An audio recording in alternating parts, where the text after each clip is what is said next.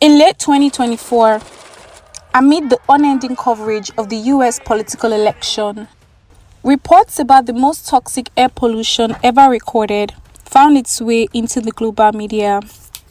Despite a green lockdown, one country reached an all-time high air pollution index as smog filled the air nationwide, causing immediate symptoms such as scratchy throats, burning eyes, dizziness, tightness in the chest, and dry coughing.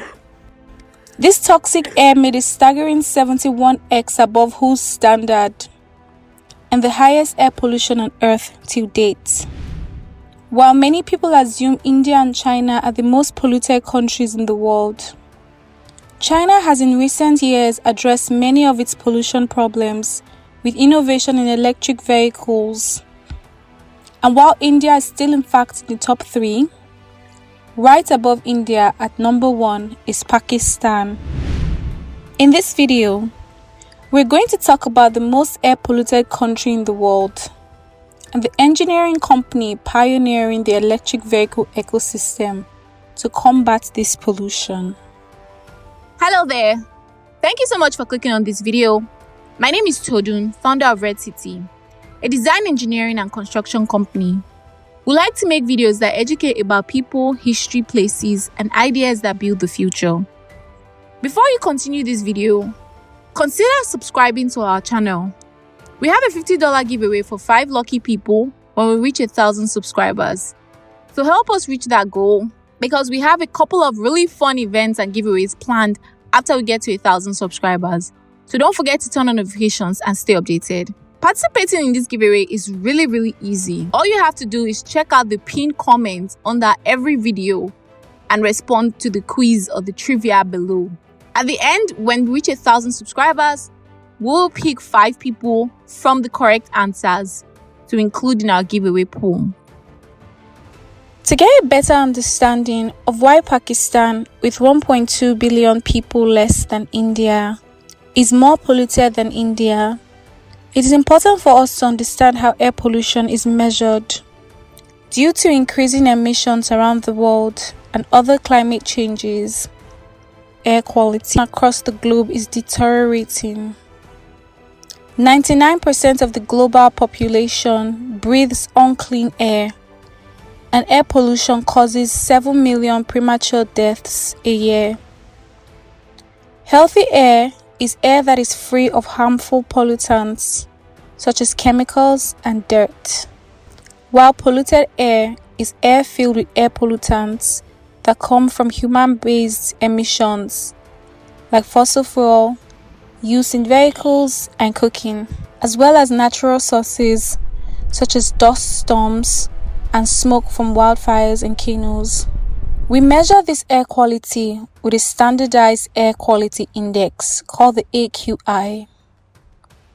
AQI values at or below 100 are generally considered satisfactory, while values above 100 indicate unhealthy air quality.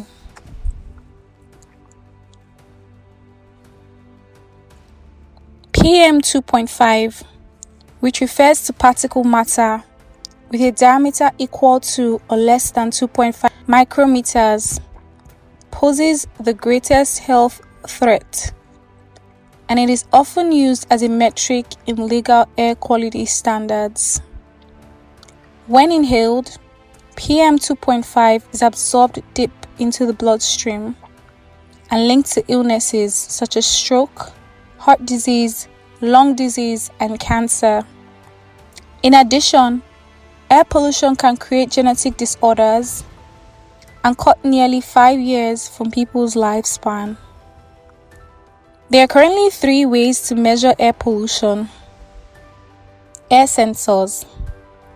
These are small devices that collect comprehensive data on the concentration of key gas pollutants, such as nitrogen oxide 2, NO2, O3, SO2, and CO. Sensors measure air pollution with the use of laser and electrochemical method.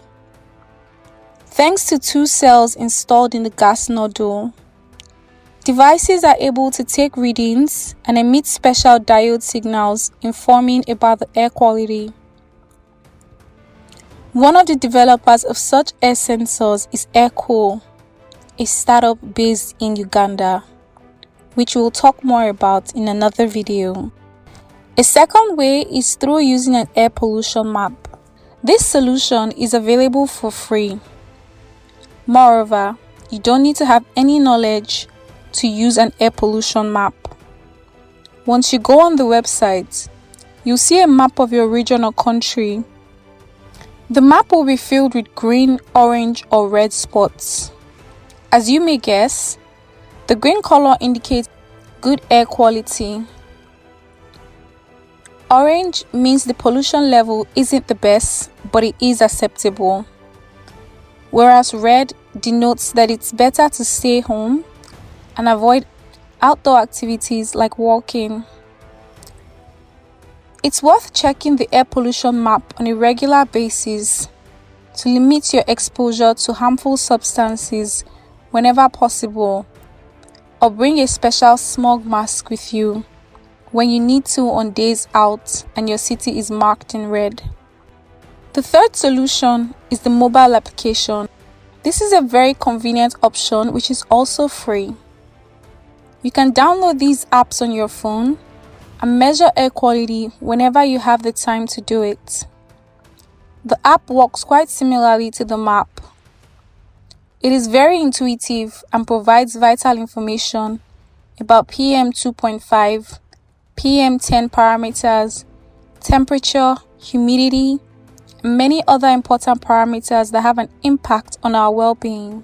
Air quality data banks process readings from governmental, crowdsourced, and satellite-derived air quality monitors to produce an aggregated AQI reading. These databases may weigh data differently based on reliability and type of pollution measured. Now that we understand how air pollution is measured, this brings us back to our story. Pakistan, the fifth most populated country in the world, with over 240 million people, has experienced massive industrialization and today has become the most air polluted country in the world and the second most polluted country in the world overall. Excessive dust, toxic gases are released into the air daily by uncontrolled factories and high diesel consumption. The overall engineering of the city and its waste management system also do not help its pollution, as sewers run all over the city, leading through busy regions. So now, let's talk about Pakistan's industrialization and how it became the driving force behind most of its pollution today.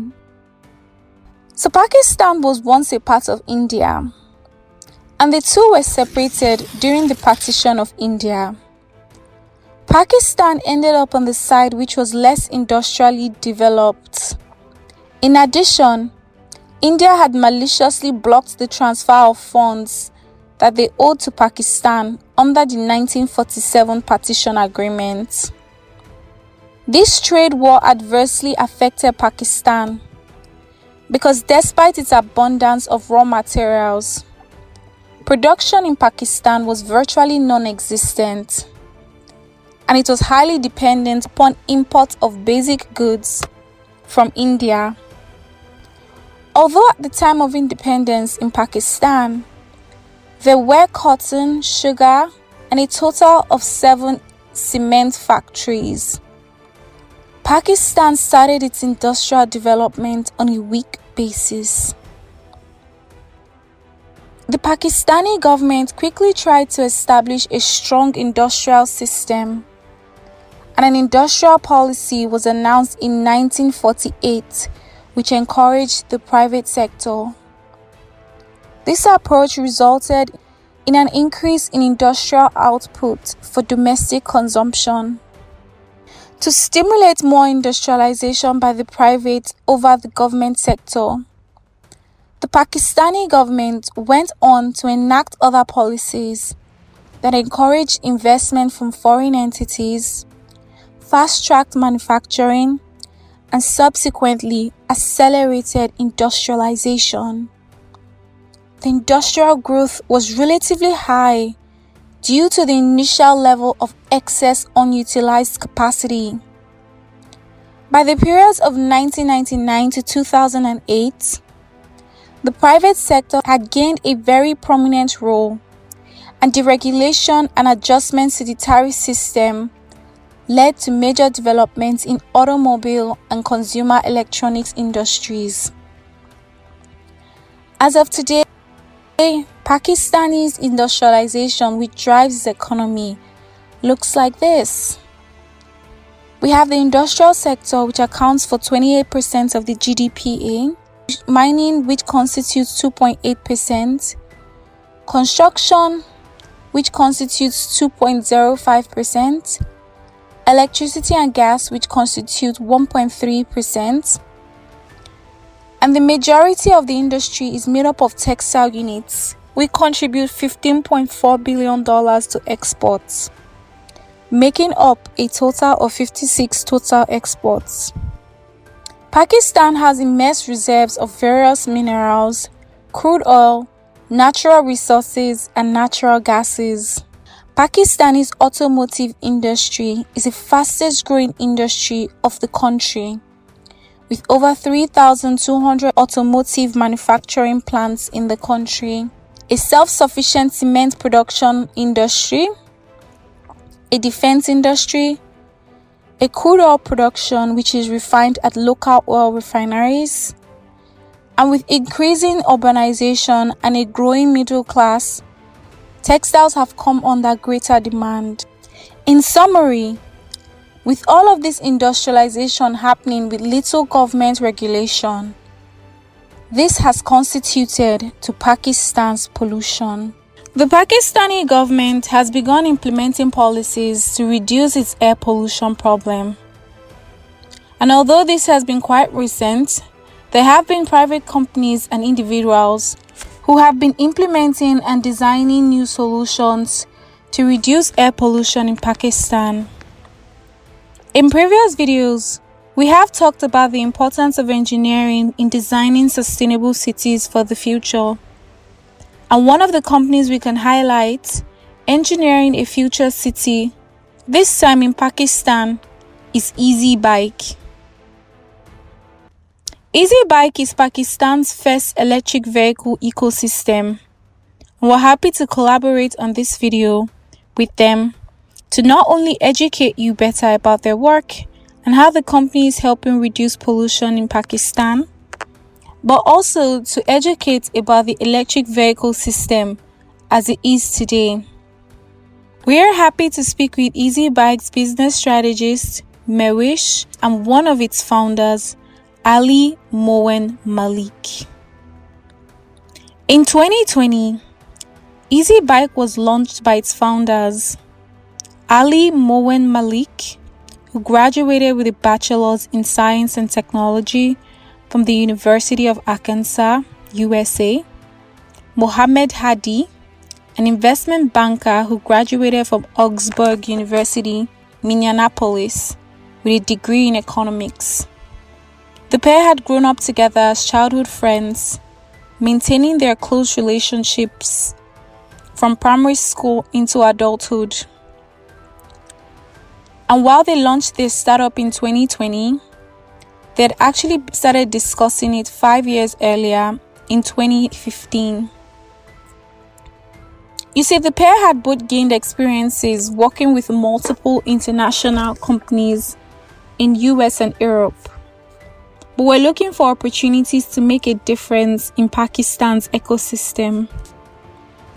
At the time, the world was tackling the issue of COVID, and Pakistan had yet to implement some of the policies it has today to tackle its air pollution problem. Right away, Ali and Mohammed realized one of the first focuses of EZbikes had to be the majority of the population and the kind of vehicles that were used in Pakistan. So they launched with electric scooters.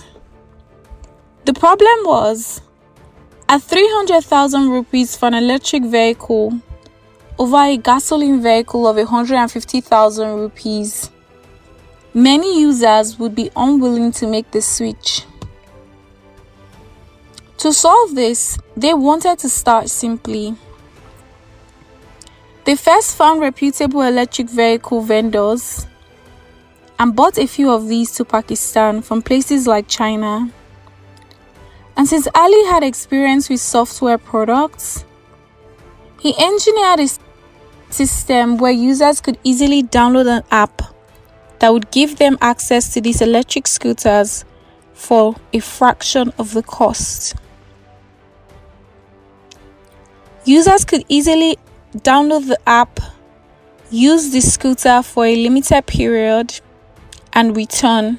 Okay, so EZbike was launched in 2020 around the same time that COVID started, and we started a scooter sharing model that we imported the electric bikes from China, and we started scooter sharing model where you could just book the bike through an app and you could ride it and leave it wherever you went, and then it was all managed through app. That was a very new concept for Pakistan's journal economy. Nobody was doing it here. There was no concept of electric bikes. And then what happened was, because it was COVID, the demand for that service was immense. The people responded really well. We developed a huge clientele for that service. Though we intended, our main mission was to cater to the people of lower income bracket, because we were providing them sustainable and affordable commute. But that service became very popular among teenagers. They used to ride it just for the sake of fun. Due to the demand of the market, EZbike quickly realized they could start manufacture of parts of their own scooters over importation to drive down costs further.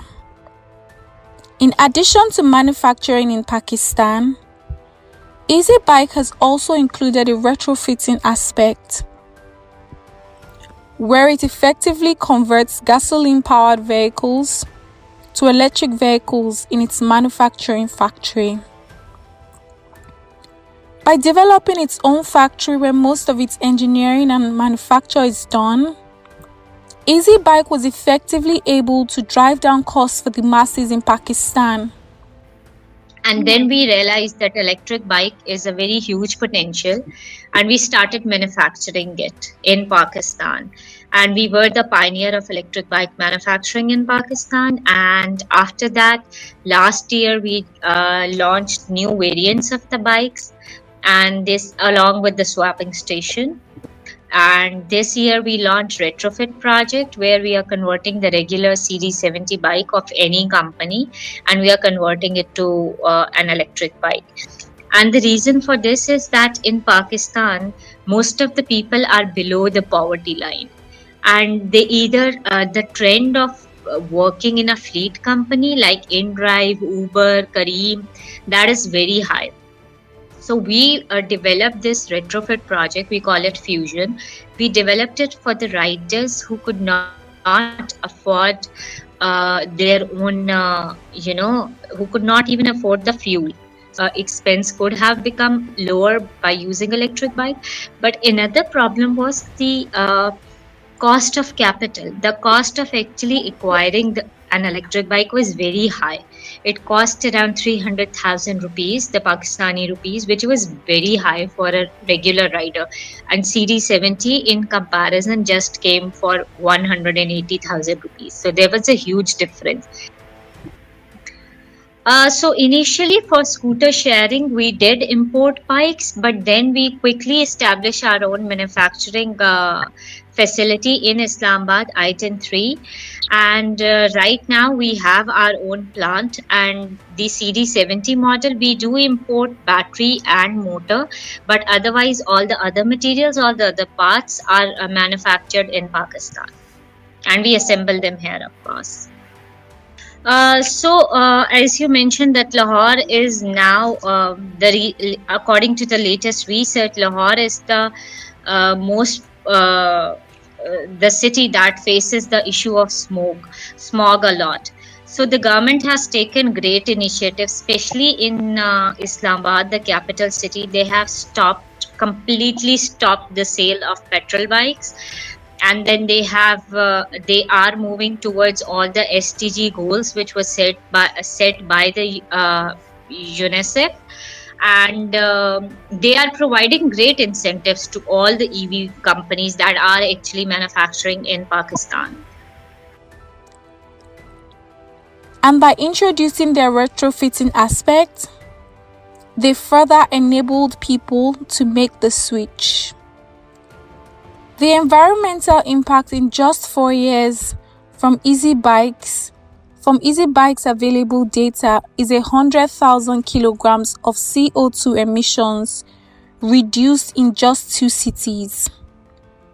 This does not add the more than almost 500 bikes the company has sold to retailers outside of its rental and B2B sales.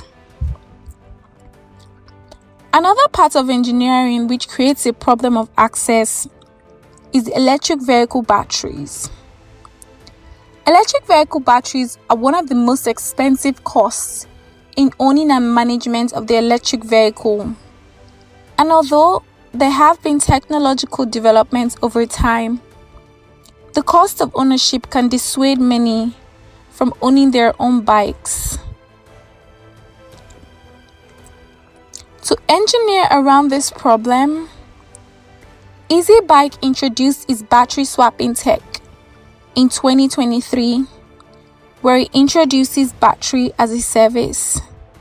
This way, the battery remains ownership of the company and can easily be swapped and replaced when the battery is drained. And simply because, one cannot solve all the problems. If you try to solve all the problems, you will invariably fail at solving any of them. So we want to focus on what we're good at. So batteries are not something that we intend to do ourselves. We would encourage local players. So we try to work with local players who can do that on our behalf. But at this point, at least till the end of this year, this is going to be something that we get from China, and maybe early next year we'll find someone. There's people who are working on it. So that's the extent to which we manufacture ourselves and import controllers. So a lot of the electrical components are still imported, about 10 to 12 items that we import. But then there's obviously certain electrical hardware that we designed over here, like our own microprocessors that do some of the work, for example, tracking the bikes and monitoring their battery health and so on, and our battery swapping infrastructure. So our swapping stations are all made in Pakistan.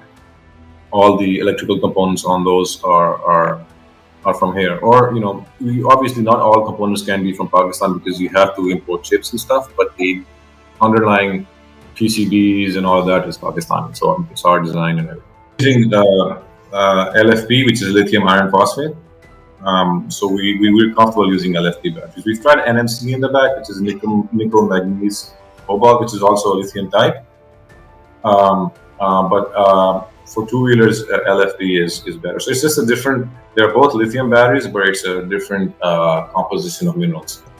We've raised, I think, a little over 1.6 million so far. Little over, I don't remember the exact number, but it's a little over 1,600,000. And we're probably going to go to market again in Q1 of 25, early Q1. So we're in the middle of, we already have all the largest B2B conversion contracts in Pakistan. While EZbike currently manufactures most of its parts other than batteries, which are still imported, perhaps this is something that will change in the near future. After all, the company has single-handedly pioneered an industry which is now accelerating in growth. To elaborate on the battery swapping technology, however, EZbike has over 40 stations in Pakistan which can be located in the app and used as exchange points to get newly recharged batteries. Today, EZbike has accelerated adoption through relevant partnerships like InDriver, TCS, Foodpanda, and most recently, a significant partnership. The company has won awards, including an award for most scalable business in Asia at the Asia Climate Summit. In 2025, EZbike is planning towards increasing its swapping stations to meet its growing demand, which might be something they have in common with Red City. Because Red City's ongoing project is a construction for a battery swapping modular kiosk in Nigeria, which you can learn about in the next video. Since 2020, the company has raised over $1.6 million in investment. You can watch the entire video with the co-founder over here. The company continues to make leaps in growth, and we'll attach the link in the description so you can learn more about how to be part of that growth. As you can see, individuals and companies continuing to engineer innovation to solve climate change crises and develop future cities is crucial at this time especially.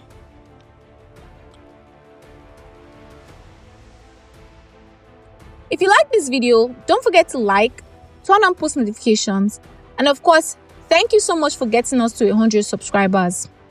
You can now get us to 1,000 subscribers and be one of 5 people to win our $50 giveaway.